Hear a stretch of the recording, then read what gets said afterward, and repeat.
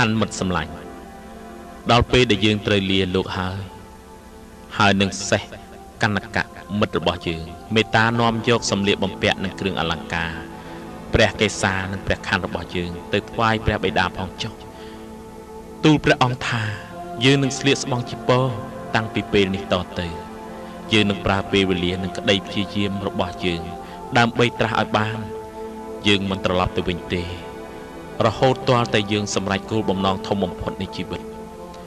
មេត្តាប្រាប់ព្រះមហេសីនិងព្រះមេត្តាឆារបស់យើងផងថាយើងមានសុខភាពល្អមិនបាច់ស្វែងរកយើងទេយើងនឹងត្រឡប់ទៅវិញដល់ពេលដែលសមរម្យ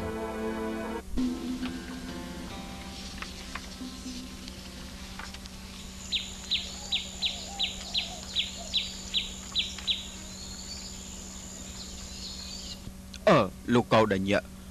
លោកមើលនោះពុរីបុត្រាសុទ្ធថៈរបស់យើងទីតើត្រូវហើយ